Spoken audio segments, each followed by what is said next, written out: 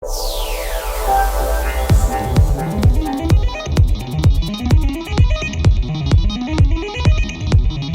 listeners, how you doing? This is Gina Versa, and we're on. I'm on Serving Up Comics. As always, I'm here with Nick Valero, Hey, how's it going, guys? but it's a special crossover episode, and with us today is actually two other people. First up is Diego, my other co-host. Yeah. Hello, welcome to a very special episode of the Waffle Press Movie Hangouts. I am your co-host today, Diego Crespo. And with us today is a very special guest, along with the other two hosts from Serving Up Comics, Richard Newby, old friend, fantastic writer, fantastic podcaster. How are you doing? I'm good. Thank you for having me. Yeah, welcome back. We have been discussing DC stuff for as long as we've known each other, basically. So naturally, we had to have you on to talk about the official release of Zack Snyder's Justice League. But before we get into that, what have you been up to, my friend? Because you've been busy. I have been busy. I published a book last month. It's titled "We Make Monsters Here." It's an anthology collection of short horror stories. A lot of them dealing with modern issues like race, misogyny, politics, through the lens of horror. It's been a 9-year passion project. So I'm really proud of it. The stories are collected pretty much in chronological order. The first one that I did, Monster Truck, I wrote in 2012. And then the most recent, Blackbone Pit, I just finished this January. So yeah, it's it's very much tied to a specific time in my life and just kind of how I see contemporary America. So yeah, it definitely touches on a lot of issues. Goes back to my love of storytelling and horror and fairy tales, but also my interest in politics and social issues. And if you guys know me from Twitter, it's definitely you can definitely see a lot of where my inspiration came from. It's very much me. So yeah, I was got a copy of it, and I'm still reading it right now, and that's really sees your like your voice in those first couple stories. Appreciate it. Yeah. And then me and Diego were really excited to have you on to talk about that in addition to the Snyder Cut. So it's awesome to see the book published. Thank you. And besides that, not that we should brush over that, and of course link down in the descriptions below to pick up your copy, digital or physical. Check out your local bookstores. And what else have you been up to? What's been going on in the world of Richard? Well, I've been writing a lot for the Hollywood Reporter. Lots of cool stuff happening. Lots of stuff with WandaVision, covering Falcon and Winter Soldier right now. Just read a piece about that over the weekend about Sam Wilson in particular. Writing some for Inverse a little bit. That's new, and then Fangoria. Nice. I'm in the January issue, and I'm also in the upcoming April issue. Awesome. And as a tease, I might be in another issue this year. So hey, congratulations. Awesome. Yeah, Gloria is the business. Yeah. Richard, is the April issue, is that the Godzilla versus Kong? It is, yeah. Oh, okay, awesome. I'm gonna try to pick that one up really soon. So. She immediately knew what it was. Yeah, I love Fangoria. Yeah, I love all the horror movie stuff. Richard, did you because it dropped on the same day, did you watch this because I know you got like an advanced screening for Justice League, but did you watch Falcon, Winter Soldier, and Justice League on the same day? It was like I did, yeah. Oh, okay. That was an interesting double feature, like two like tones. Yeah, it's a cool, like, interesting, like, tonal thing as well. It's definitely like some surprising things too in terms of like the tonal shifts. But it's totally like at the comic store when you would buy like the DC and Marvel books together. Oh yeah, for sure. Yeah. Anyone want to give their thoughts on Falcon and Winter Soldier before we get into this then? Because this is all going to be Zack Snyder stuff. Get whatever else we want to talk about out of the way, because Yeah. we'll try not to have this go too long, but I feel like Yeah, it might. it's just gonna It probably at some will. point. Yeah. I really enjoyed Falcon and the Winter Soldier. I enjoyed both Justice League and that. I want to see it again because I enjoyed it, but I was kind of like movied out after 4 hours. You know, I mean, I did have like a break, but I was like, I think it was at midnight, and I was like kind of crashing a little bit, but I still liked it for like, yeah, just showing like the lives of like Falcon and Winter Soldier, and like seeing like was talking about like a lot of social issues, and of course like the last scene reveal was like awesome, and then it led to a lot of memes. So you know, it was really great. Yeah, I really dug it. Bucky is one of my favorite comic characters in general. But I was just like really taken with Sam's story, Mhm.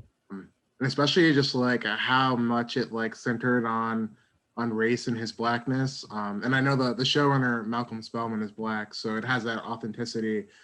But I mean, you've got like Sam's sister working on like a shrimp boat, and she's making like plates of food for like the community, and like it's those little touches that like really struck me. It's just like such, I guess, you know, honest and familiar depictions of Black people just living. And you know, I love the superhero stuff. Like it definitely reminded me some of Brubaker's run, getting to the espionage stuff, and then some of Spencer's run with the social stuff. But yeah, definitely their personal lives is really what has hooked me so far. Yeah. Yeah, definitely. Because like, you know, like just like the scene with like Falcon, he's trying like he's going to the bank, and like, you know, the guy just like wants to take a selfie with him, and like, you know, and then still Yeah. denies him the loan. Like, yeah, that's like really good writing. I guess let's just pivot this into the Snyder Cut then. All right, quick, All no right. spoiler thoughts then. Okay. Richard, as the guest, if you'd like to go first. And you have written a lot about the DC stuff. Please speak on it. No spoilers, and we'll just go around the panel. Gene will go after, Nick after, and then I'll lead us into the full spoilers. Cool. Yeah. Like you said, I've written about this extensively. Yeah, it's probably since before Man of Steel came out, which is crazy. So, you know, my expectations were very high. As you guys probably know, I love both Man of Steel and BVS. So I was very much looking forward to seeing Snyder's vision completed. You know, I followed the whole production saga.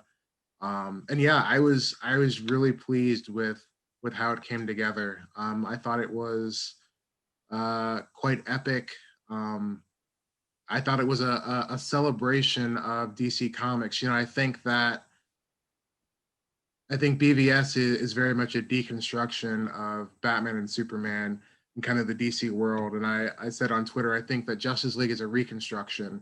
You know, it's these heroes at their best.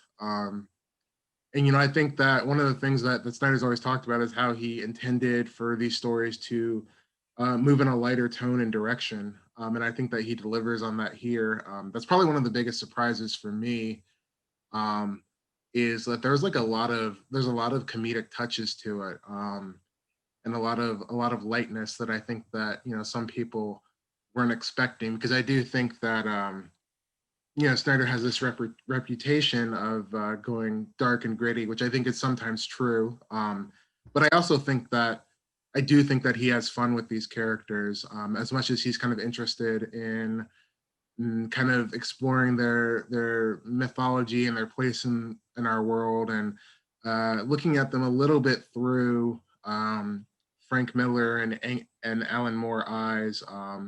I do think that he has a deep love of these characters. So for me, I felt like Justice League was very much an expression of his love for these characters and of this world. And I felt like that the 4-hour runtime, I mean, it's a long, you know, it's a long film, but I love self-indulgent filmmaking. You know, I mean, not that I want every film to be 4 hours, but I am very much drawn to directors who indulge themselves. I'm a huge fan of Southland Tales. I feel like Yeah, I just saw that recently. yeah, Awesome. I love when directors just like go all out and it's just like, here's everything that I want to do with this concept. So yeah, so that was one of the things that I was really taken by with this movie. You know, Snyder is just going all out, basically, you know, everything that he wanted to do with this film, and I think that most of it works really well. I was really impressed with it. I think it stands up in terms of being one of the top superhero film experiences. It really does feel like a big grand celebration of DC Comics. Yeah, it really does. Yeah, well said. Gene, go ahead then. Yeah, so I guess just going into it, you know, I gotta remember just like being at Comic-Con and like, yeah, if you guys seen my background, resume like just seeing like all the, I guess like fan marketing, yeah. And you know, I mean, just seeing like it actually got like approved by HBO Max and like just seeing like the whole process, like, yeah, I was just kind of like, oh, that's like crazy. But yeah, just going into it, you know, because I love Man of Steel. I'm not the biggest fan of like BVS for other reasons and everything, but you know, just like going into this and like the original Justice League, I don't. What's the line that Batman says to Superman in the theatrical? No, it's not that one. It's like, I don't not hate you, or what does he say? Oh yeah. Yeah, that's how I feel about the theatrical cut. Like I wasn't like, oh, this is like the worst thing ever. I was just like, I don't not hate it, you know? So just going into like this film,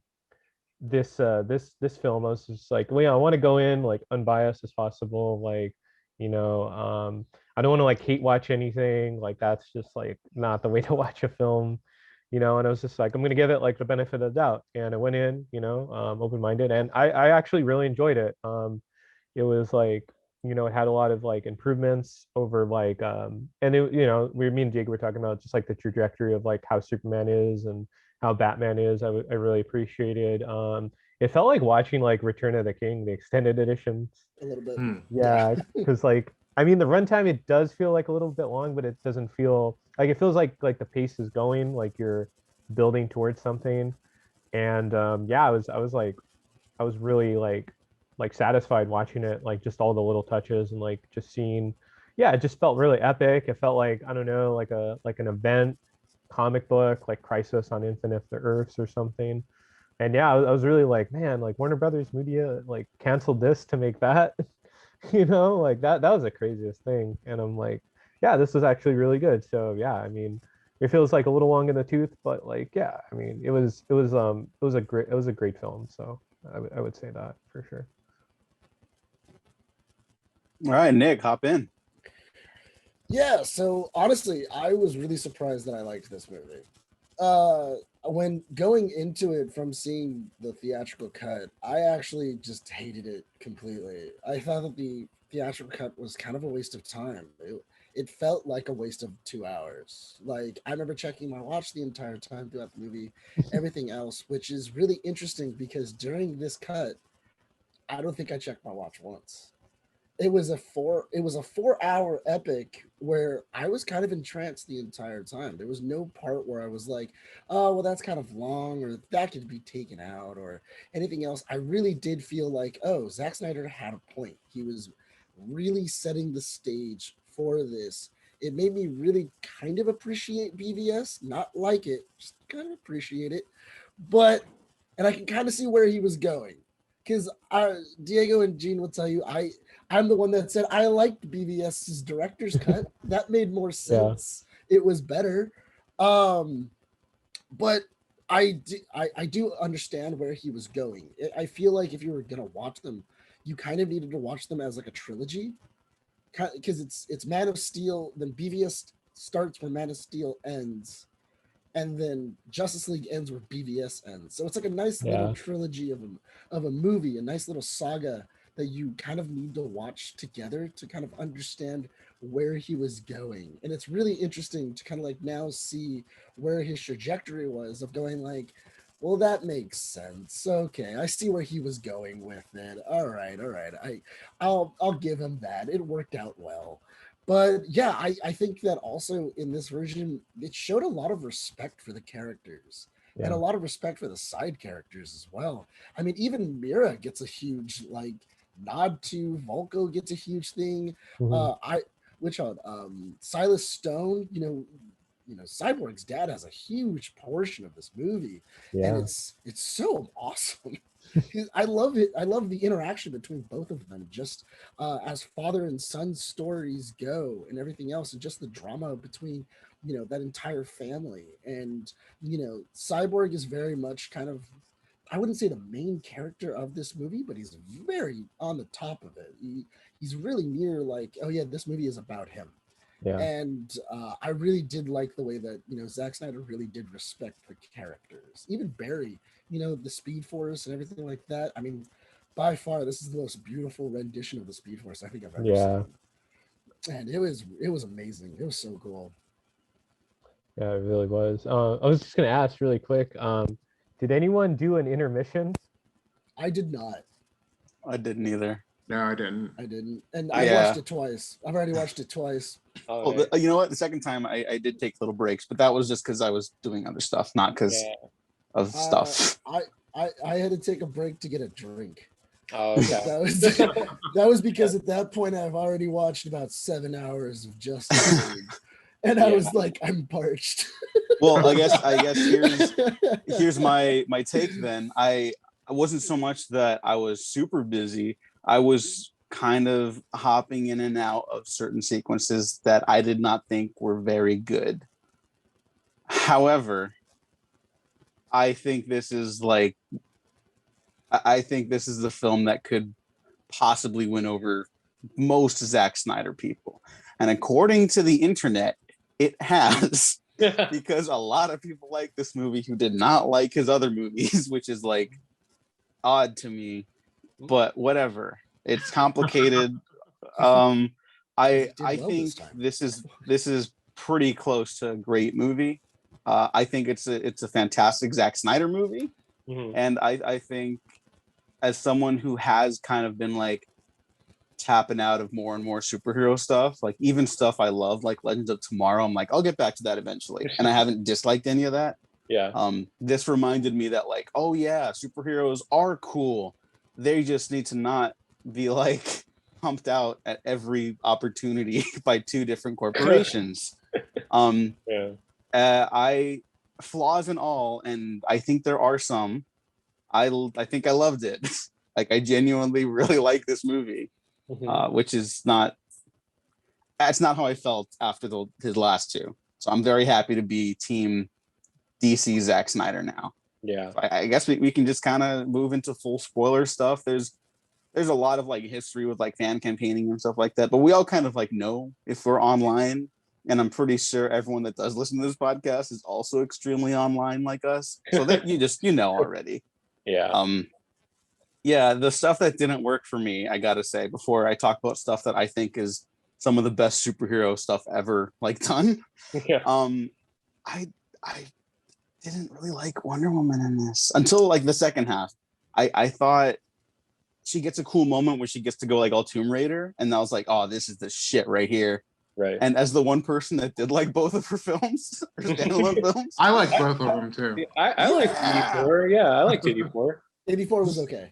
All right. yeah, all right, I'll take it. It was okay. I'll take it. I don't know. I thought her stuff was a little oddly paced in the beginning, and I wasn't really vibing with it. And I liked her in BVS, so that caught me off guard. I was like, oh no. And then the Themyscira disaster sequence was like the action's like fun, but that was the first portion of the film where I was kind of like, oh no, are we doing this? Is this it? And like eventually it ends, and like there's good stuff in there, but that is totally one of the parts of the film I'd be like, just Zach, I'm with you, but just condense it a little bit, please. Yeah, wait, was it like too long of a sequence you felt? I think it's way too long. Okay. And like the action's like consistently dynamic. It's like, okay, we got to stop them getting mother bucks. Okay, we got to bring down the thing. Okay, now they got to escape. Oh no, now they're going after them. Now they need to play keep away. Like all of that individually is good. I think you don't need anything besides the building crumbling and Steppenwolf and the Parademons getting the box. I think you get enough of like the Themyscira dynamic from that sequence without that. Yeah, that's all. You know? No, that's fair enough. I mean, I actually kind of disagree. I Really? very much disagree. Yeah. Whoa. I really did like that sequence, though. I really liked the idea of it became up a time toss. This moment of we're able to get it away from Steppenwolf, but we all know Steppenwolf is 100 times stronger than we are. Yeah. And at this point, there's nothing we can do to kind of survive at this point than just get it away from him. So we need to fight and get the mother box as far away from him as possible. And every single time somebody catches up to somebody, they either shoot an arrow or they toss it to somebody else and kind of trick him out of it. And I think it does kind of build tension in that moment, just because it is one of those things of maybe they will get the mother box away from him. I know they won't because I've seen the theatrical cut, but it makes you kind of have that feeling of like, you know, it might work out for the heroes. I totally agree with that sentiment, but the sequence is also like 10 minutes long, and you get that in the first couple minutes of it. When the building comes down and stuff like that, I'm in it, but it's the same like message for that scene, you know. And like Richard was bringing up, like I too like director indulgence. I love Peter Jackson's King Kong. I think that is a fantastic film. That's a great extended cut. If anyone should check that out, definitely. Yeah. Or Return of the King, all the Lord of the Rings extended cuts, I think, are like the definitive cuts of those films. You know. Yeah. I followed up Zack Snyder Justice League with Peter Jackson's King Kong. Oh, nice.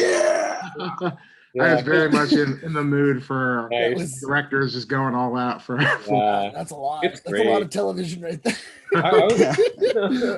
It's like your whole day right there, dude. Yeah, that's a day, man. I postmated 2-3 meals and I'm gonna watch King Kong and Justice League. Keep going. I was just gonna say the extended cut for Return of the King, like it's so much like, not that the regular was good, but like it makes no sense they didn't show the death of like Saruman. Like they're just like, oh yeah, he's in jail. And we never hear from Saruman again. And there's a lot of that I had, like that reaction when I was watching this. I was like, okay, I get you can't release a 4-hour film in theaters. Right. I am someone that does believe this could have been truncated down to like 3 hours, 3.5. And I think they could have released that because I think more people would have actually liked this movie.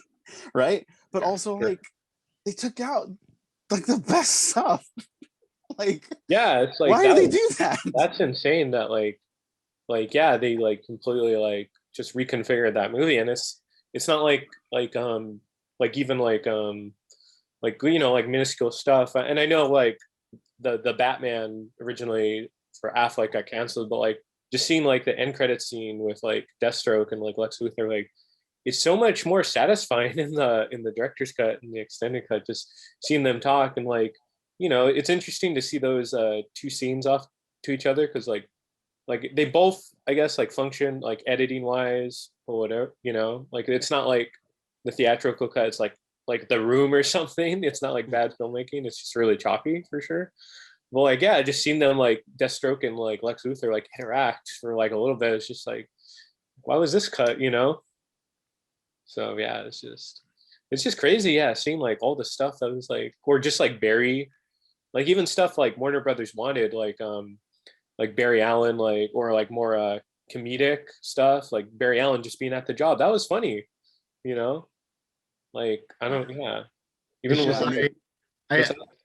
like with the Barry Allen thing too, it's just like, I can't believe that, you know, the theatrical version, his moment is like pushing a truck with like family away, and then like in this one it's like literally like entering the Speed Force, and like such a huge, he has that amazing monologue about like, you know, for his dad, and like how he's one of the best of the best. And I'm just like, I don't understand like how you can like be a fan of these characters and then like cut the Speed Force thing with Flash and then just have him like push a pickup truck.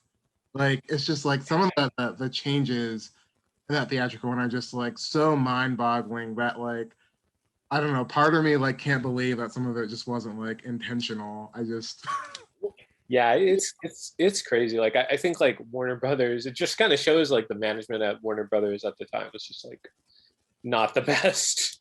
Yeah. The thing is that I noticed that they even changed like major like story beats Mhm. that were insane. Like I remember watching the theatrical cut for the very first time, and I remember asking, "What woke up the mother boxes?"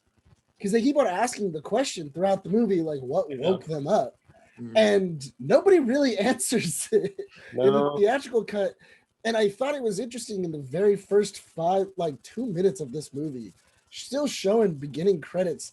It shows Superman screaming, and then it shows the mother box cracking open, and it kind of going like, "Oh, Superman's death is what woke them up. Like the mother boxes knew its biggest threat is now gone. Come get us." Yeah. And that was awesome. Like I was like, "Oh, that totally makes sense. Absolutely." I loved that opening. Yeah. I thought that was was great. so beautiful and sad.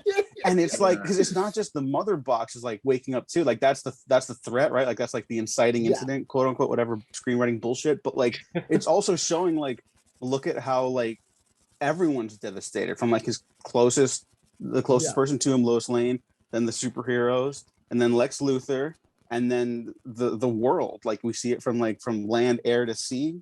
And I just was like, oh wow, like it perfectly conveys like what genuine like devastation feels like, you know. And I think from that moment I'm like, okay, I'm in. And then, you know, I have little speed bumps later, but like that was when I was pretty sure I was gonna love this movie. So much better than the cell phone footage. Oh my god. Going from that that terrible, just like one of the worst. Just remember in the theaters, and like I wanted to like it, and like this was before I like knew everything, but like when that started with that cell phone footage, I just like my heart just sank. I felt a little bit sick. Yeah. and like that's where you see like that. I think that scene is the most obvious one of like the mustache. The mustache. Absolutely. Well, because it's like right in his face. Like and he's like not hiding behind anything. It's right in his face. You can definitely see it. And it wasn't the visual effects people's fault. It was just like they didn't give them enough time. Well, just on story wise, I actually really enjoyed the idea of once they figure out, hey, Superman might be able to come back. It wasn't Batman trying to bully everyone into bringing back Superman. It is a unanimous team decision where like everybody goes, okay, like I'm thinking it. I'm not gonna say it though. Like we should bring back Superman.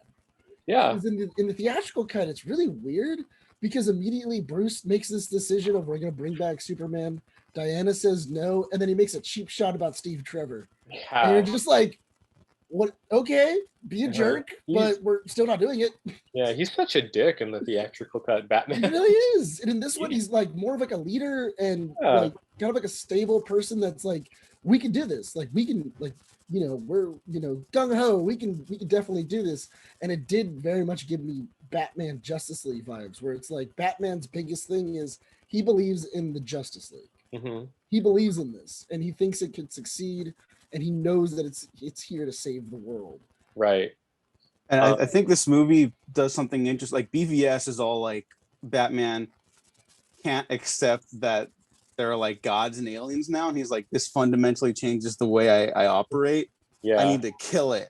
Like I love that because it's like, oh yeah, Batman, to be Batman you kind of have to be like a psychopath. Like there's something wrong with the person that does Batman stuff.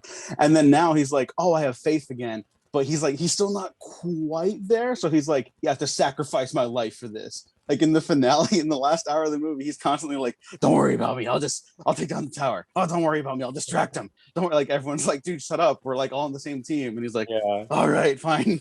It goes back to like, hilarious. It goes back to like kind of like how he is in the animated series, like for very close to it, the comics where it's like he kind of has like a death wish in a way. Like it's not like he wants to die, but like he's willing to like sacrifice himself, like, you know, on the spot because it's like he believes in his mission that much. So the thing that I love the most about Snyder's Batman is that I feel like it really drives home the point that this is a broken child. And I feel like that's something that Grant Morrison really hit on in their run. You know, I feel like Ben Affleck's Batman, you know, he can't accept the way that the world has changed, and so he has to lash out against it. And that's like for me, like why the Martha moment in BVS works so well, because it's very much like a child recognizing another, person's humanity. Like it's him growing up, and then Justice League is a continuation of that. Him, finding his faith again.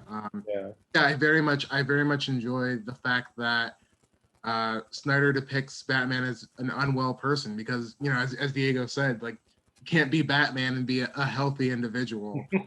So I feel like he's trying to become, better in this, which I really appreciate. And I think that's why Snyder wanted Batman to be the one to bring the Justice League together, because all these people have, like, fundamentally, they feel broken, and like that. I think the best scene in the film, as someone who loves this film, I think it's the best scene by far, is when Cyborg has his moment with the mother boxes. And they're like, oh, my broken, like, it's his biggest fear, right? Yeah. It's a fantasy thing of, like, he's seeing his biggest fear. It's not, maybe not really there, but is like, oh, it's this is my broken boy. And then, he says, I'm not broken. I'm not alone. Yeah. And that's like his big heroic moment. Like, that would have, like, killed with the crowd.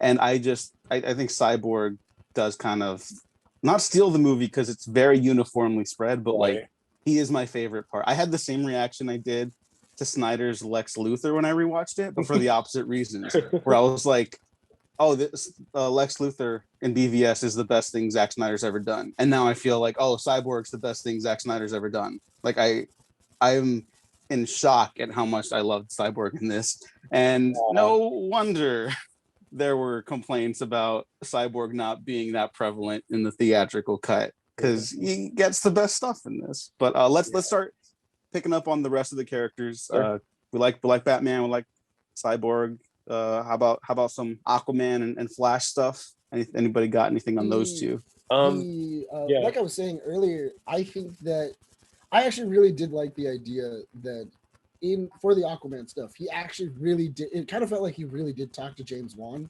and go, "What is your story about? How can I best introduce your story in this? What are some major characters that I need to kind of like, show off?" And you can kind of feel it, like with Willem Dafoe's character, Mira, everything like that, how exactly everything's going on in Atlantis. They're even mentioning Orin, kind of going like, Orin is a bad king. He sucks. We need to get rid of him. Like, he's a dick. And really setting up where Aquaman is going. For the Flash, I love the idea that in the very beginning, they're very much introducing, I can turn time back.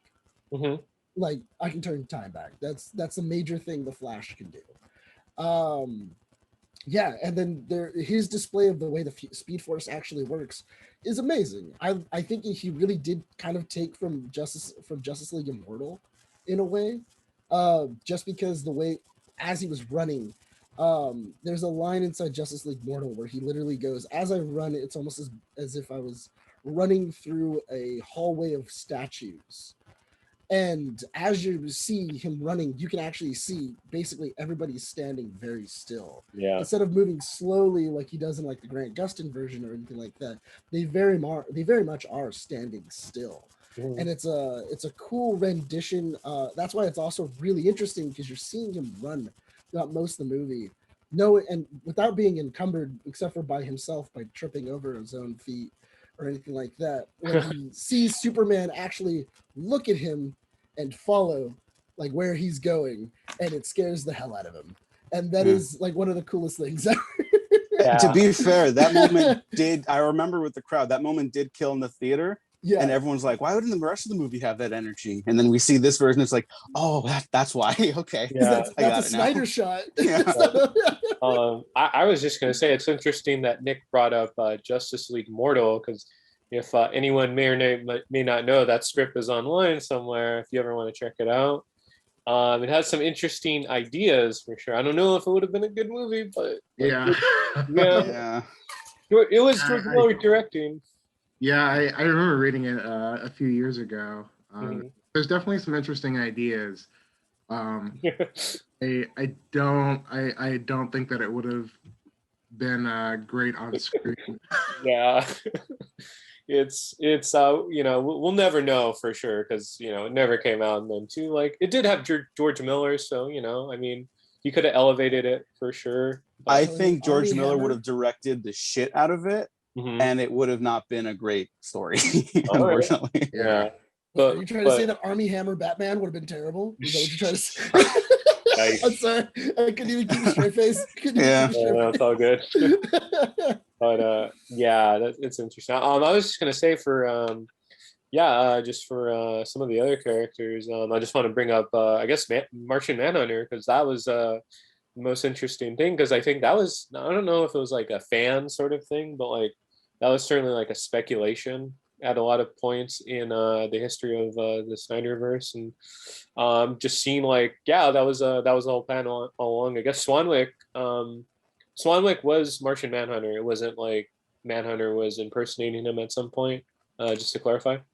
Yeah, he was. Okay. Yeah. Okay. Yeah. I So- I thought it was really cool to see him. I don't particularly like that Martha turned into him. Yeah. I think it deflated some of the emotion, and I'm a big like mom fan and like in superhero movies. Like I love, you know, mother figures. Like I love Aunt May and like I love Martha. Like I love when they have these like really human moments. And so I felt like it was really important to have these two human characters, these two, you know, women that were such a huge part of Superman's life, just like talk about like grief and his legacy. And yeah, I thought it was really weird that it ended up being Martian Manhunter. Like seeing him at the end, but like for me, it just raised too many questions. I don't think that it was necessary. I also feel like his presence is already a bit complicated because it's like, I mean, you like stood by when like Zod attacked and when Doomsday attacked. Superman's got it. Well, Superman's got it. does anyone remember? Because now I can't remember. What was in that scene where the president was gonna nuke Doomsday? Was Swanwick against that or He was against it. Yeah. Okay. Yeah. So at least he It did was- that, I guess. No, I mean like Please I don't can- nuke Metropolis. Please yeah. don't. I mean that I was talking to Gene about that a little while ago. I was like, I think that is like a very telling moment in that movie where it's like everyone in power the moment they get scared, they're like, I gotta kill it. Yeah. Like Batman's nuke like, it. I need to kill God, and then the president's like, a monster, nuke him, nuke everything. You know? It's Yeah, like, it's a very yeah. yeah. It's The idea that he was Martian Manhunter, though, I did feel like that wasn't an idea that they had in Man of Steel, just because there kind of isn't any like tiles that are set down where it's like hinting that he's Martian Manhunter. right. It was very much one of these things of like people are like, well, he would be a great person to be Martian Manhunter. Yeah. Yeah. And later on, he was just like, oh yeah, because he's Martian Manhunter.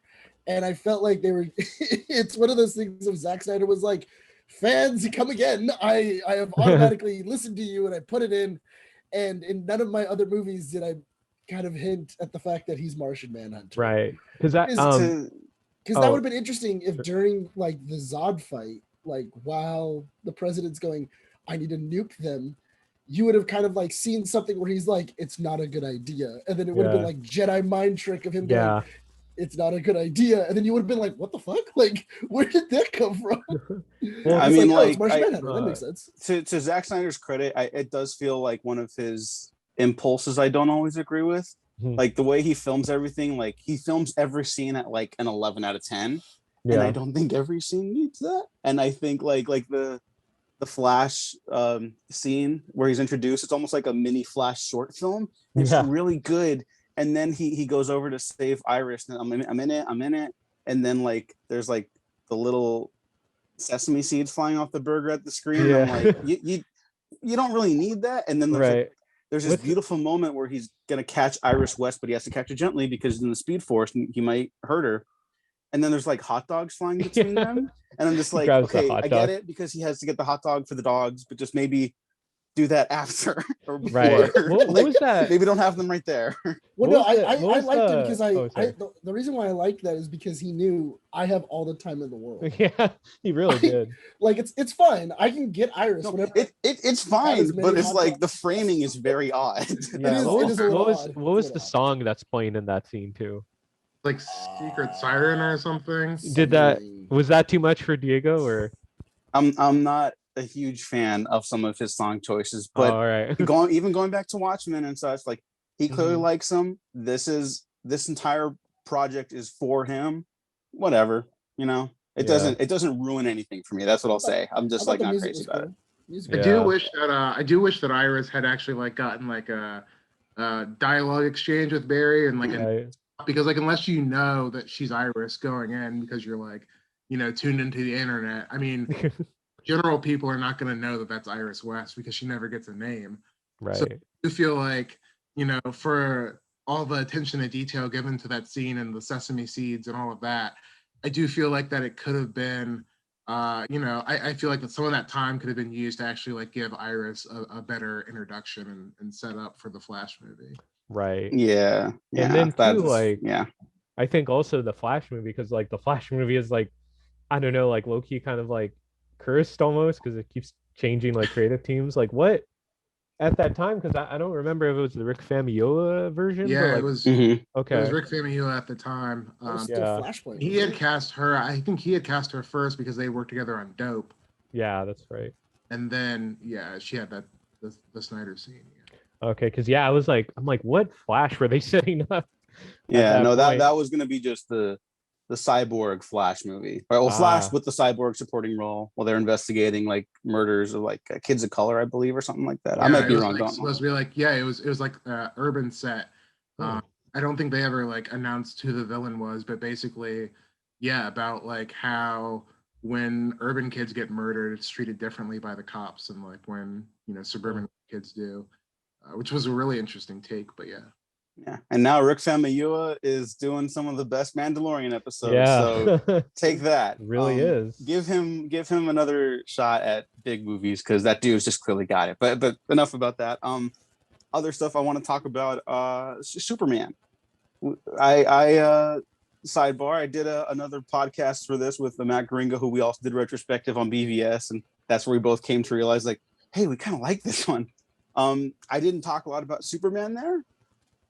I want to talk about him now because I have done like a full 180 on the Zack Snyder Superman. Yeah. And I still think he needs a little work and some of these stuff, but I have a very big soft spot for him. And I found myself very moved by all of his emotional stuff with Lois Lane and his mom. And I agree, Martha Kent should have been Martha Kent. I love me some Martian Manhunter. Yeah. Honestly, just save him for a sequel. No reason he should be in this. I'm very sorry. Yeah. That's how I feel. No. But the Superman stuff, I was very moved by, Yeah. and to see Lois Lane struggle after his passing was like very sad. I like this. I like Amy Adams a lot. I don't like to see her in pain. So I wanted everyone to be okay. Yeah. That scene of him, of Clark hugging Lois and his mom in the field is probably one of my favorite Superman moments. Like for me, that just like encapsulates so much of what I love about Superman. And I also love the moment with the butterfly. It's little touches like that I think that Snyder gets so much crap online about being gritty and overly masculine. Mhm. But get this beautiful scene of just like this butterfly gently like flying around Clark and landing on his finger, and I think that like it's such an incredible small moment. Yeah, Well, here, really quick, I just want to ask: has anyone seen John Borman's Excalibur here? No, I need to see that because that's in BVS. Yeah, Richard, I think it's Zack Snyder's favorite film, right? Yeah. Oh, nice. Yeah, it's. I saw it recently, a couple days ago. It explains everything about his filmography. I need to see it. It's awesome. I love it. Yeah, it's very bizarre. But in that film, I bring it up because I think that's pivotal to understanding how Zack Snyder would have gone about the rest of his Justice League series, and hopefully still does, and how he treats Superman. Because in Excalibur, it's like King Arthur is representative of England. Like he's literally the embodiment of England through his tenure in that film. And I think in his version of Superman, Superman is like representative of like Earth, and it's a little malleable. Sometimes he represents like what people aspire to be. Sometimes he's like lost hope. That's why he's like dead and like the world is like changing. But like it really all clicked when the butterfly flies around him, you know? It's like, oh, it's like he's like nature and stuff like that. And I found that very striking. Yeah, I was gonna say the moment, because I love the scene where I think it's when he gets the black suit for the first time. Like he goes up into the atmosphere and like he's above like the sun, and he kind of does like a Christ-like, and you know, obviously like we all kind of know that Superman is like a Christ figure, but like yeah, him doing that just like in front of the sun is very like, yeah, kind of representative of that idea Diego was saying as well. Yeah. Honestly, I really enjoyed this version of just the Superman rebirth scene, because I like the idea that Superman didn't come back with a grudge. Like he wasn't just pissed off because he was killed. He just didn't like it's kind of like he was rebooting. Yeah. He doesn't know what's going on. And at this point he sees threats and he's just kind of dealing with them. Right. And then the moment that Lois kind of like shows up, I always thought that was a really dumb moment in the theatrical cut of like Alfred bringing Lois. Mm-hmm. Like, and then she just gets dropped off. Yeah, I kind of did like that though. Like no.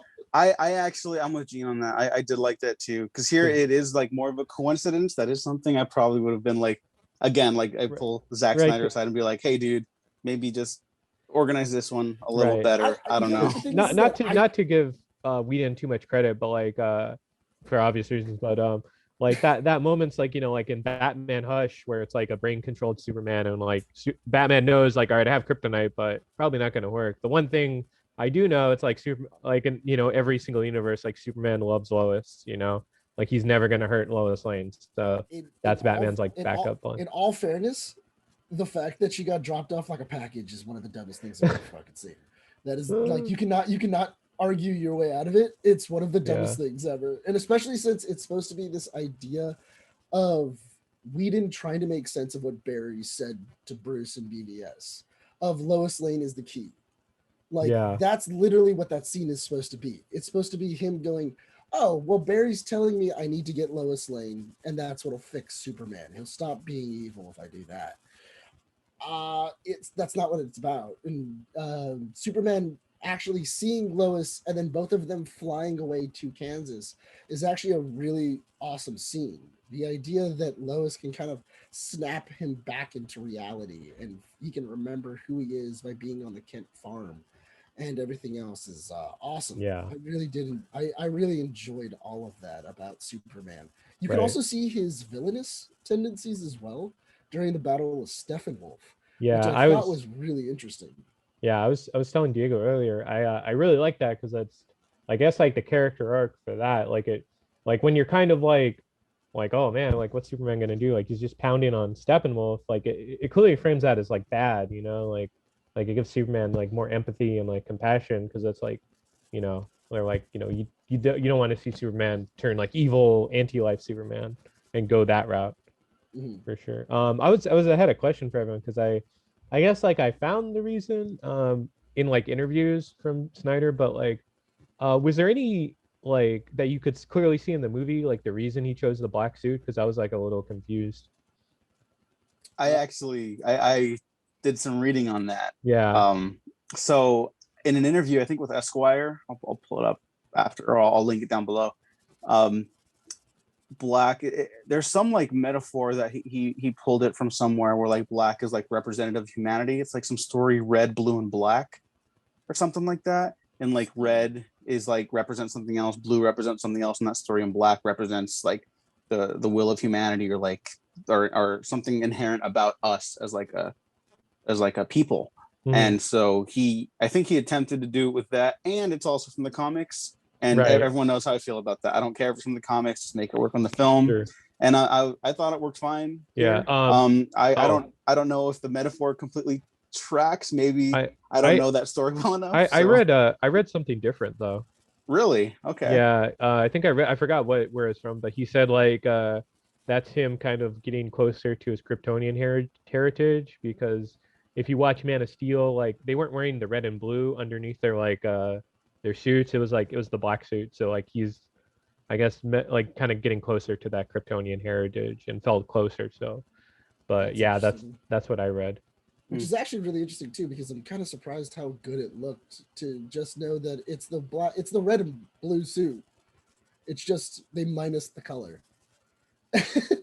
Yeah, yeah. I Like- mean, Oh, is But that what they did there? Because I Yeah, remember for the they- theatrical, it's red and blue, and I know they No, so Change essentially what they did is he said, I want to make a black suit.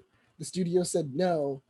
Hmm. And then he goes, okay, fine. So he has him wearing the red and blue suit, and then he just minused out the color so that way it turned black, because they wouldn't spend the money to make another black oh suit. man, you could have fooled me. I didn't. Yeah, realize I the mean, visual hey, effects. smart, efficient filmmaking. You know. Yeah, and Yeah. surprisingly enough, it looks really good. Yeah, it Mhm. does. It look. I love. That's a good Superman suit, and yeah, it was cool to see on film. Yeah. Another thing that you brought up, Steppenwolf, Gene. Yeah, who would've- Steppenwolf, not a really beloved comic book villain from the theatrical Right. cut, and he's never been like the pantheon of like all-time great villains. Yeah, I liked him here. I Yeah. wouldn't say he's like one of the best now, but like I liked him. I There's feel- enough like pathos with him. yeah. I Who would feel- have thought we would have Yeah. liked Steppenwolf? Because Well, like, the reason also I feel like you liked him more is because he also doesn't have this weird fascination with the mother boxes.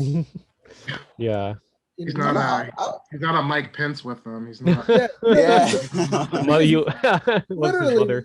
because literally the whole movie he's just going, "Mother, I'm coming for you, mother," Yeah. and it's like, what is going on?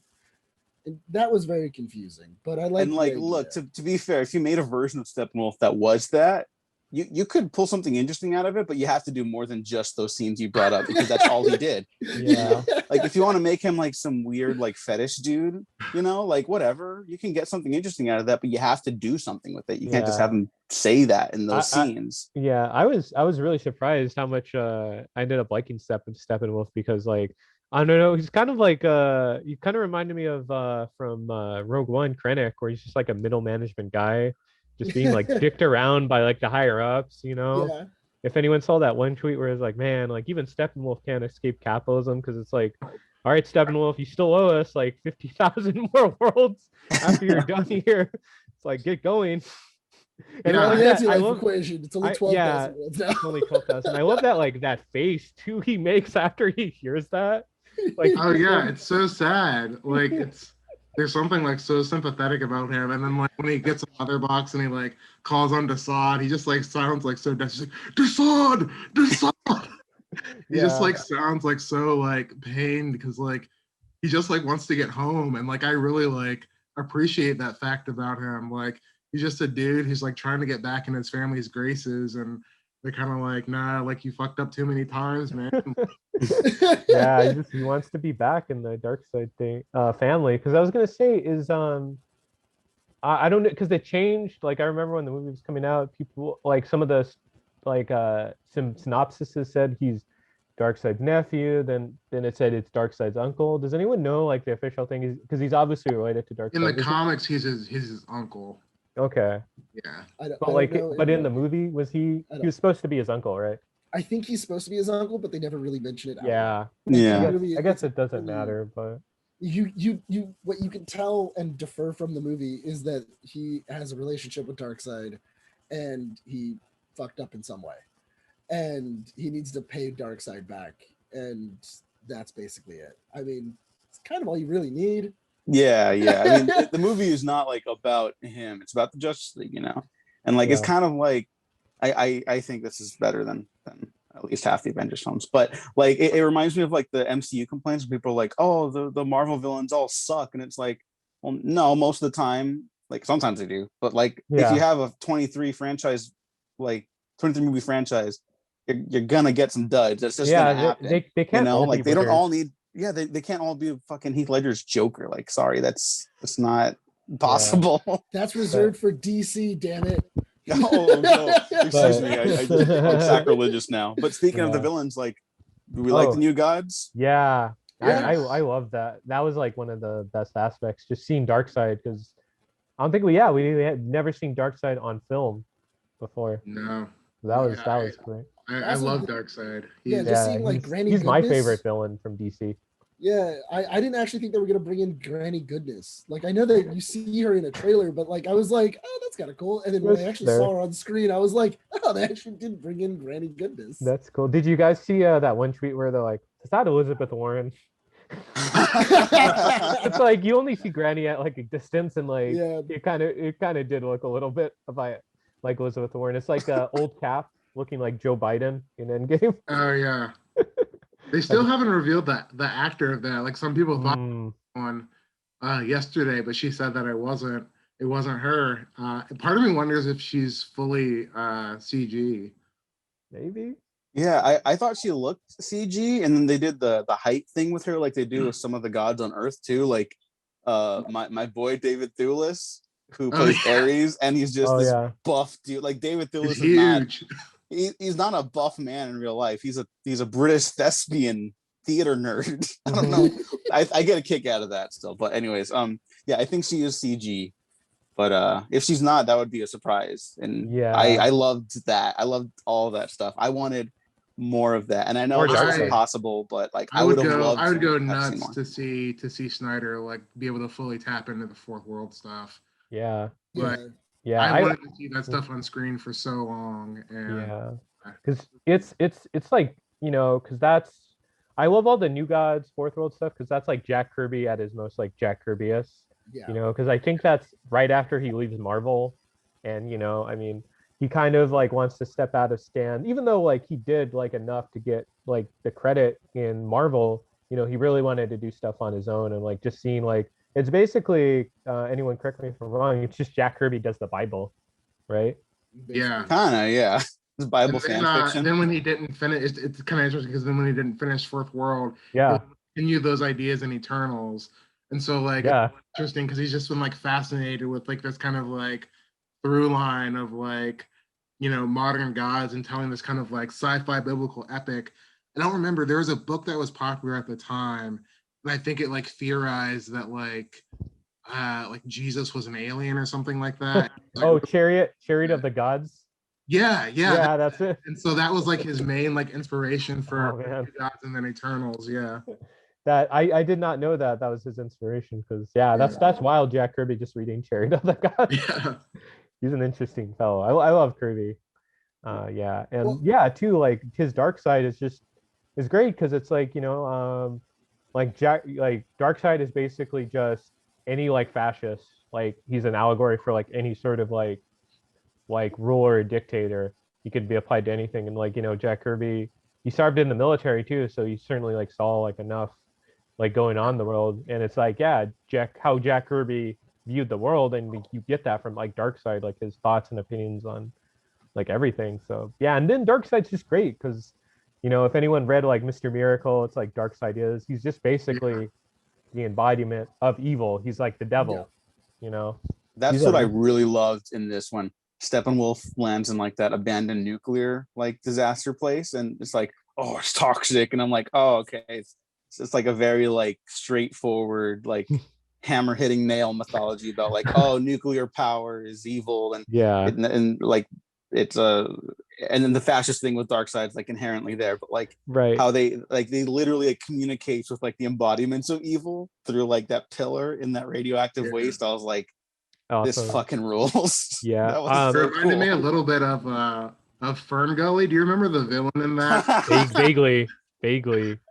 Yes. The like sludge, like toxic. Oh my god, I haven't thought about. Well, the reason why I also really like that was it was perfect setup for just like no one's here. Like if when we have our final battle here, the heroes have to worry about no civilians. Yeah, it's not randomly like that town in Russia. What was it in the theatrical cut? It was a small Russian family. Just one family they show. It's one family that parademons apparently can't get past, like, you know, planks of wood and a desk to get bug spray. Bug spray, yes, bugs. Oh, that's right. Oh my god. Oh, that was terrible. I was gonna bring up, because I can't think of like any other well, obviously in the cartoon Justice League, but like I really love the fact that they showed the anti-life equation, and that was kind of like one of the MacGuffins, because like I was like explaining to like, because I was watching it with my roommates, like what the anti-life equation is, and like Yeah. it's just like I'm like, man, it's basically just a math equation that proves like there is no free will, and like that's so cool that like they translated to that on screen, and like that was like the most comic booky thing they could have done, just showing the anti-life equation. Well, not only that, but also I thought it was interesting though because because Darkseid even mentions the Infinity Wall, which I thought was interesting because it's the giant wall that protects the anti-life equation, like The the source anti-life wall, equation yeah. the source wall. Sorry, but yeah, I remember hearing that, and I was like, wait, are they going like they're going like hard into it? Yeah. That The was other thing great. is that I remember from a couple of comic books, it even says like the source wall creates things to defend it and stuff Yeah, like that. I Like, believe the source wall, like it's whoever's like trying to like go like meet God, right? Like something like meet that. the Yeah, but creator. you have, Richard would probably know. Yeah, so it's like the creator is beyond the source wall, and a lot of times like people get trapped in the source wall. So like Darkseid was trapped there for a time, but recently it was blown up. Right. Scott blew it up, and then it led to his Justice League run and Death Metal, and so now like beyond the source wall, there's this omniverse which contains like an infinite number of multiverses, and so it's like it's like full on Grant Morrison stuff. It's insane, but it's really cool. That's a Death Metal's really good. Everyone should check that out.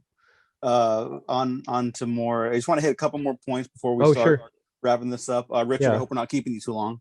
Also. No, I'm good. Okay. So this is shot in standard IMAX presentation, 4:3 Academy ratio. I believe it's like 1.331, like is the official thing. And look, if you're not into Zack Snyder stuff and you're like gonna hate watch this, don't watch hate watch anything. Like it's not. Go watch other stuff. Healthy.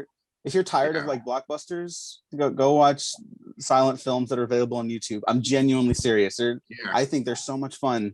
Just start back at the beginning and work your way to the present. But I love the framing in this for the close-ups.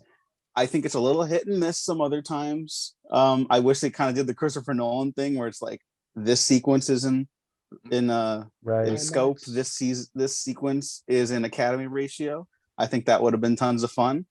But oh my God, the close-ups in this, I don't know why. I thought they were so striking and well lit. And just like they had like this incredible power to them. And everyone's so sad in the beginning of this, Yeah. And I just really felt like their emotions in those scenes. And I found it very moving. What do we think of the very different presentation for this film? I really, for one, it reminded me of comic book panels shape. So I was really struck by that. And yeah, it didn't distract me at all. I watched it on a good sized TV. I think that I could see how it'd be distracting on, a smaller size. But I think that, if you're watching it on a big screen, I think that it really, I think it's really immersive. I don't think it detracts from it. Didn't for me at least. It didn't detract from the film at all. Honestly, I really enjoyed it because from somebody who watched the Snyder cut, then went into the theatrical cut to then watch the Snyder cut again. Oh yeah. It was really interesting to see side by side like scenes and see how much more was shown inside the Snyder Cut's version, where it's just like, oh yeah, like 2 inches of the screen gives you an entirely different image, and it tells you an entirely different like what's going on. It really does, because I think someone on Twitter showed like side by side the in the theatrical cut the scenes they zoomed in or they reframed, and it did not look good. Yeah, and but it takes a lot of information out. Yeah, like, there's a lot of like when you do stuff like that, just as like for filmmaking, like everything how it's framed it's telling you like exactly the image and like the story you want to tell. Like as soon as you start like zooming in, like you're missing like information, and like it's not telling that story visually. So then that's where stuff just kind of gets misled. Yeah, people don't understand certain things because it wasn't in frame. You did exactly. You cropped it, and that's why and people don't like it. And so I thought it looked really good. Yeah. And then on another like cinematic level, Snyder has referred to this as his attempt at doing like a Seven Samurai type story. Okay. It's Excalibur. Just watch Excalibur. It all makes so much more sense. I need to see it now. I really want to check it out. But I bring up Seven Samurai because that is also shot in an Academy ratio 4:3. Oh, and I didn't know that. Yeah. And look, Snyder ain't no Kurosawa. I don't think no one could be. But no one could be. So, yeah. If you're gonna try to steal from other filmmakers, you might as well steal from the best. Well, yeah. What's that line in Swingers where he's like, I forgot who says it. It's like, oh, it's just movies. Everyone steals from everyone.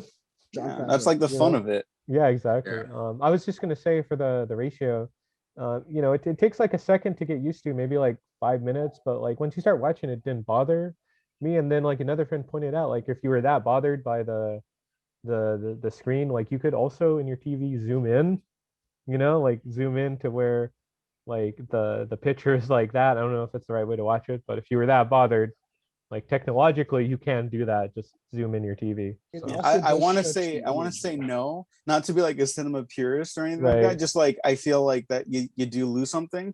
But if you're the person that is bothered by that anyways, you might, whatever, fuck it, Yeah. Just putting it out there for anyone. Yeah. Everybody's got I did see. I saw someone on TikTok put curtains on the side of their. Yeah. Oh, they do that. They do that in the movie, the theaters sometimes. Yeah. Yeah, they do. They close it in so that way. I forgot how it's like in a theater. So that brought me back. They opened this Friday. Oh, I was just gonna say, I just want to say, I don't know how you guys thought it, but like it was interesting to see this because this kind of felt like a cultural experience or like a group experience, like it felt kind of like how it was back in a movie without being in a movie theater. I don't know if anyone felt that, like if you watched it with like your roommates or like your wife or your like parents or something, like just reacting that, even if it was a small audience, like it was interesting. I don't know if that's worth talking about, but I feel like, especially like after this past year of like not being at movie theaters, like this really felt like a communal experience, and just like the fact that like so many people were positive about it too, I felt really helped, because then you can go online and be enthusiastic, and like the memes started almost immediately. Like it really did feel like we were like back in like 2019 seeing movies, I mean, the before COVID times. Yeah, that's totally what I enjoyed about this weekend too. Without even like giving my opinion until this recording, I was like, the memes are just so funny. Everything is like nature really is healing. The memes are back.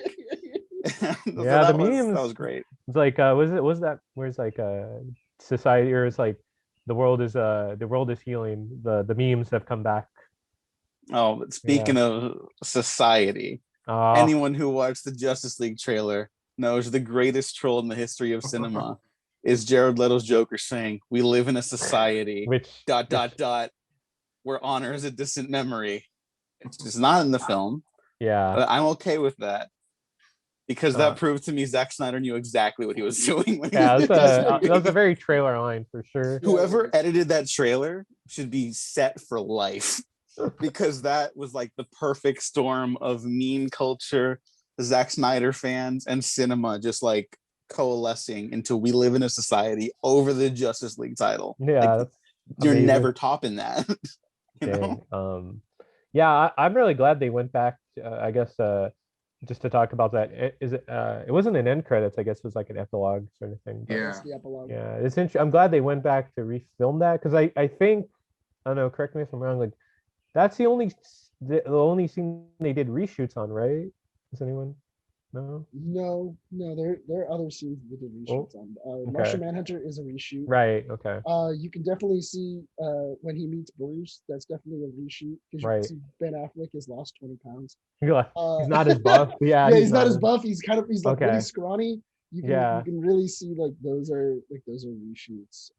But yeah, that epilogue, that was really good, seeing like the nightmare world, and like I'm not the biggest fan of like that version of the Joker, but even that, like, it wasn't as like, I didn't get like annoyed. I kind of like enjoyed their interaction, even though Batman telling Joker "I'll fucking kill you" is like, that was a little out there, but it worked enough. And you see where he got the card too. Like, the that thing was is cool. that I actually really was hoping that when he said he was going to fucking kill him, I was really hoping he was going to steal the Joker.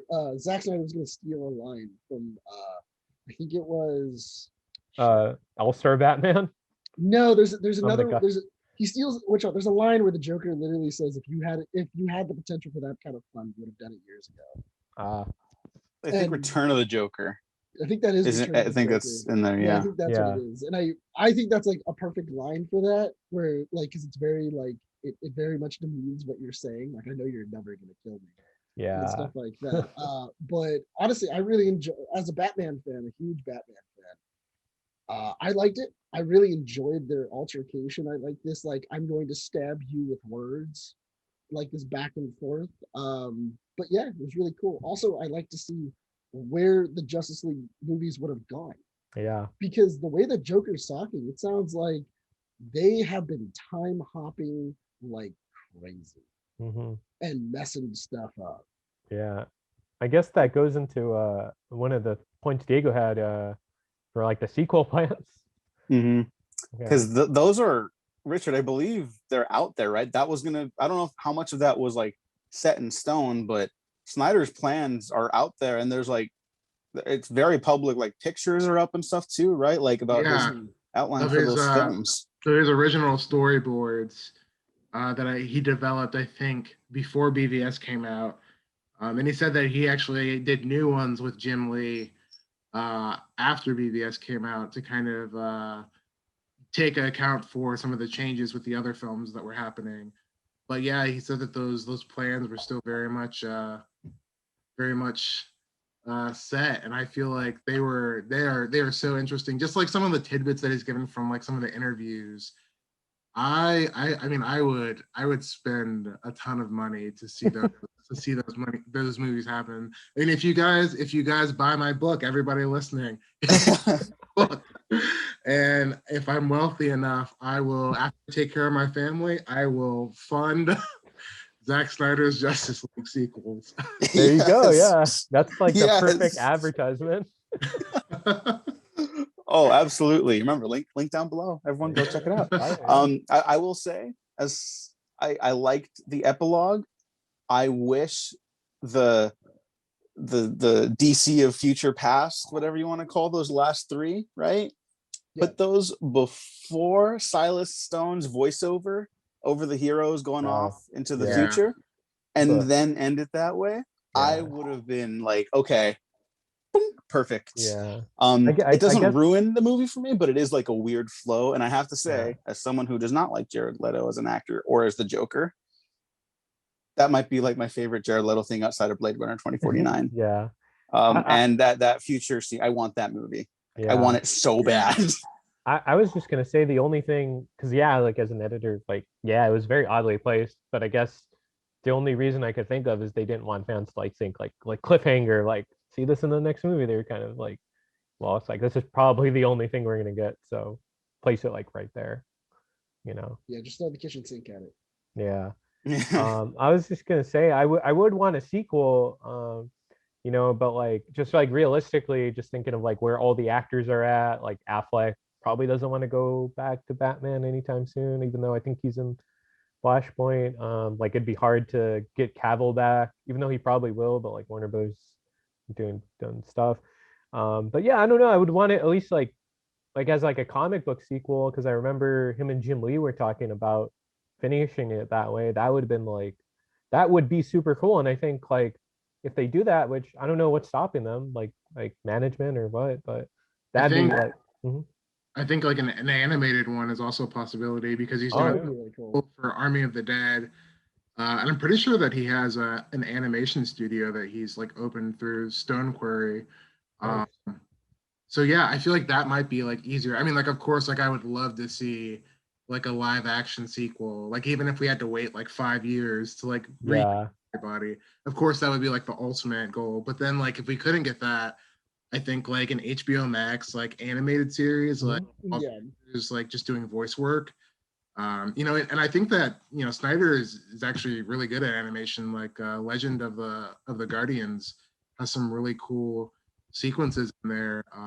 And I think that, they could do something that's, kind of photorealistic, but also very much in his style. Yeah, like the Zemeckis when he was doing all the CGI movies. Oh Like, yeah, like Beowulf. Yeah. Beowulf, yeah. Yeah.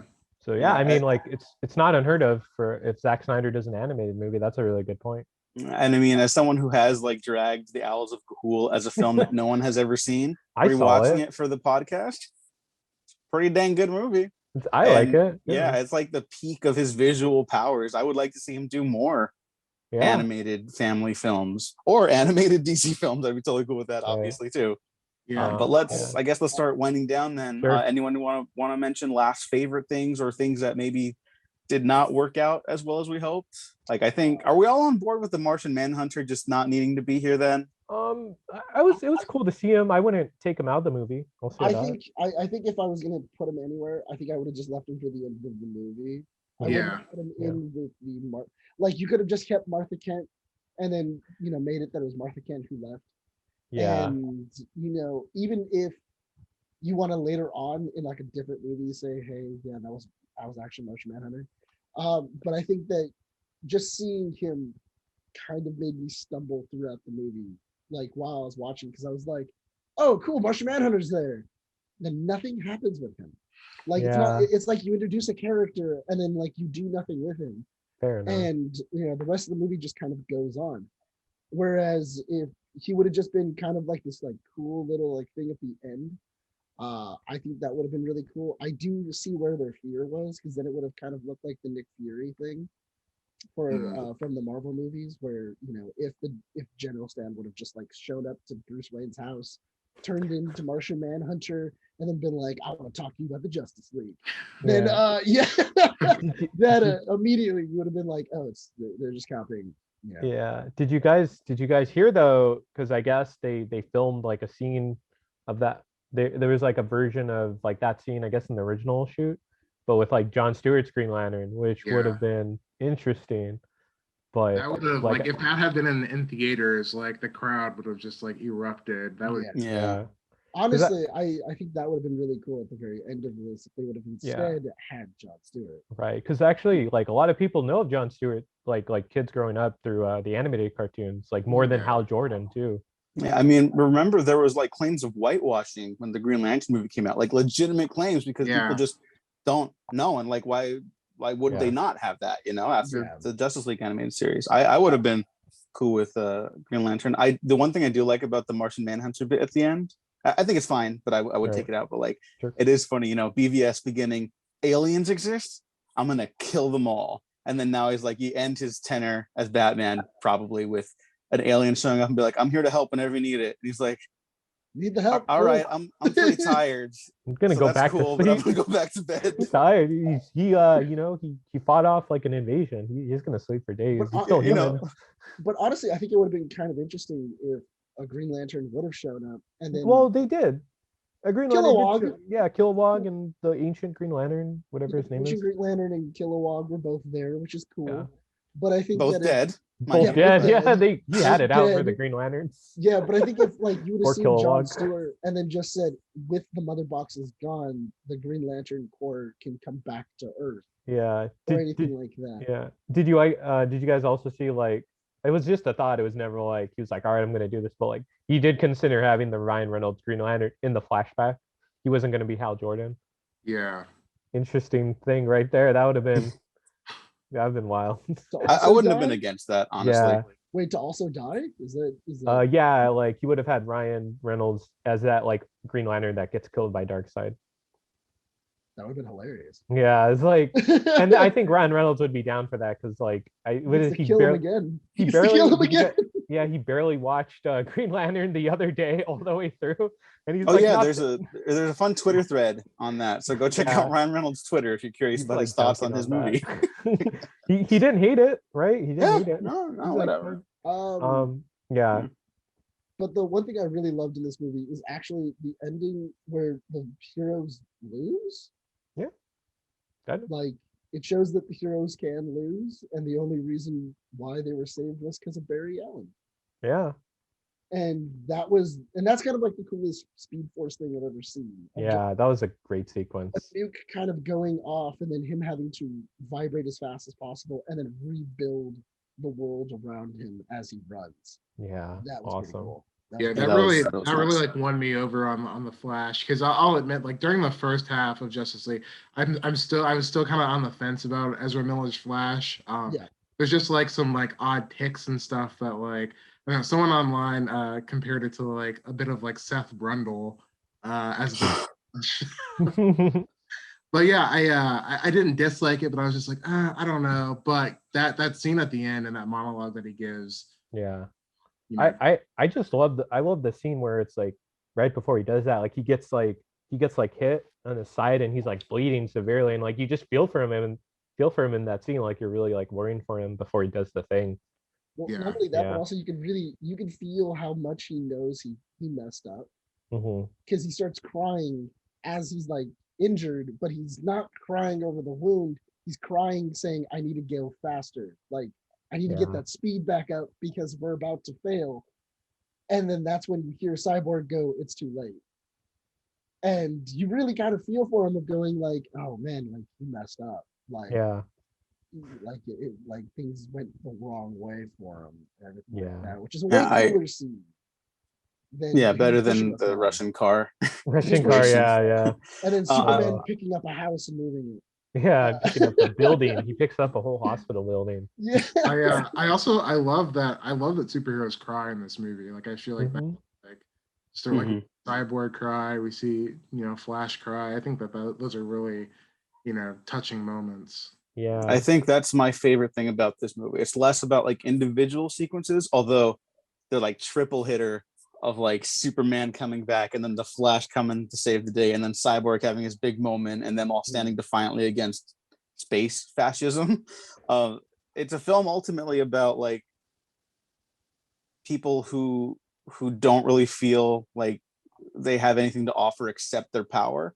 There's like this is a film that constantly is telling these each characters from Martha Kent to Lois Lane to fucking Batman that like no, your life has like meaning. Like you don't just have to like do a Die. heroic sacrifice, which is honestly kind of why I'm a little on the fence about Cyborg's dad sacrifice, because it kind of goes against the movie. But whatever, it does not a deal breaker. But I love that message, because so often in these like big stories, it's like you have to sacrifice yourself heroically. That's what a hero is. That's what a hero does to save the day and to save other people. And it's like, yeah, but you also have to save yourself. Yeah. Living is very hard.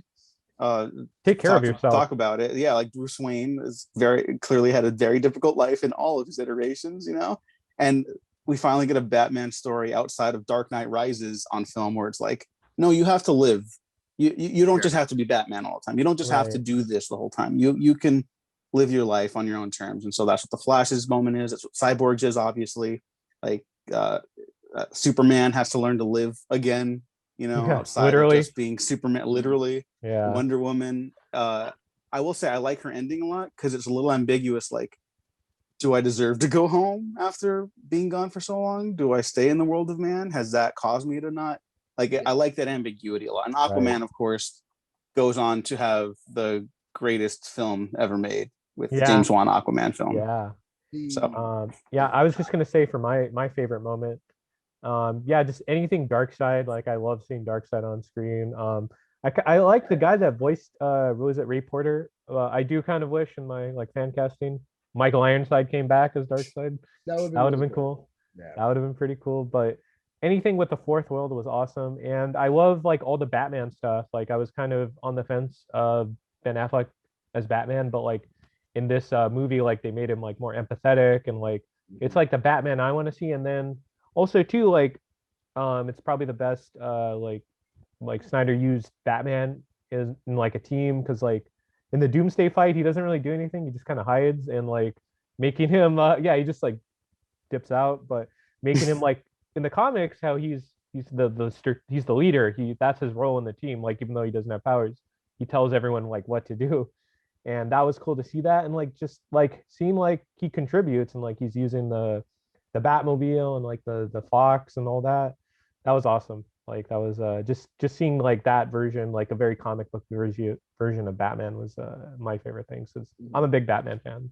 obviously. So Absolutely. Yeah, me too. And I love seeing more J.K. Simmons. oh yeah, I'm a big J.K. Simmons fan, so anything he does, I love. But we also got Crispus Allen, which I thought was really, that was like a really nice Gotham Central nod. So yeah, that was I loved all the Batman stuff too. Fourth World stuff. I love Aquaman. I thought it was interesting, some of the differences between Snyder's take on Atlantis and James Wan's take, but I thought that they both worked really well. Even though they don't match up exactly, I thought they were both really cool iterations. And I mean, Aquaman is a character that I had been like waiting to see on screen for years and like to be taken seriously. I always like used to be like super annoyed as a kid when everybody would like joke about Aquaman, because I'm like, no, like this guy is super cool. Like read the Peter David comics. But yeah, I love the way that he used Aquaman and Mera. And even going back to that Excalibur thing, like I think you see some of that in Arthur's beginning stages of his journey here as well. The king who is reluctant to take the crown, to pick up the sword or the trident, so to speak. So I thought that was really cool too. yeah. I you know what? I feel like I didn't talk enough about Aquaman, but I love Aquaman. I What love was that? Jason Momoa and his movie. I would still say out of the DC like Snyder connected films, like it's Birds of Prey and Aquaman that are like my top two, and then BVS and Justice League under that. But like they've been on a good roll lately. I am not unhappy. That's a no on Shazam for you.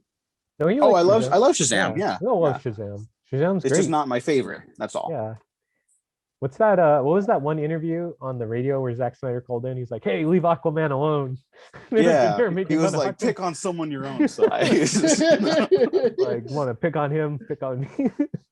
No, I like Zack Snyder. He seems like a very humble, open dude, and everyone who works with him talks very highly about him. Yeah, and that's not a mistake. And I appreciate what he did on the telethon or the streaming to disavow like certain groups of like hate as well. Respect for sure. But I guess let's wrap up here. Otherwise, we'll be here as long as our own Snyder cut. Thank you all for teaming up and being our Justice League for today. Richard, thank you so much. It's always great to talk to you, man. It's great to see that you're doing well. And everyone, please check out We Make Monsters here, link down below in the YouTube and SoundCloud descriptions. And I believe you can access descriptions on iTunes and Spotify, but I don't think anyone actually does that on those. So don't worry about that. But yes, thank you so much, man. Where can people find you online? Thank you so much for having me. This was really fun. I'm on Twitter at Richard L. Newby. I'm always happy to chat movies, comics, games. I'm pretty approachable, so give me a phone. I completely endorse that statement, because sometimes people are not that nice online, and you're very open, humble, and just like completely open a conversation about stuff. I mean, we've had our DC discussions for so long, and it's like we don't always agree, but it's like, we also treat each other like human beings, which is how you should do it. So thank you again. Nick, thank you so much for coming on, man. Where can we find you online? Well, you can always find me on the Waffle Press. Not only that, but also you can, I just did a stint with our friends over at Keeping Up with the Nerds with our friends, Renee and Brian. What was it? They're out of our old spot, Understood Comics. What was it? They're a small up and coming podcast about, the nerdy stuff that we all love. I just did a thing with them, and it should come out pretty soon. So that's gonna be pretty cool. Awesome. Yeah. And of course, really quick before we go to Gene, you can find Nick and Gene at Serving Up Comics here in the Waffle Press. Of course, links down below and in the playlist on YouTube and SoundCloud. And Gene, yes, you know what to do. Yeah, I know. Of course, thanks for plugging the show, because we've been plugging away at that 15 episodes so far. So check it out.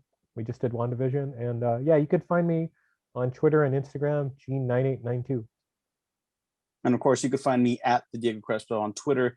Check out the Waffle Press on Twitter, Instagram, YouTube, SoundCloud, Spotify, iTunes, and Patreon, where you can get early access to stuff like a King Kong retrospective for the Peter Jackson leading into Godzilla versus Kong.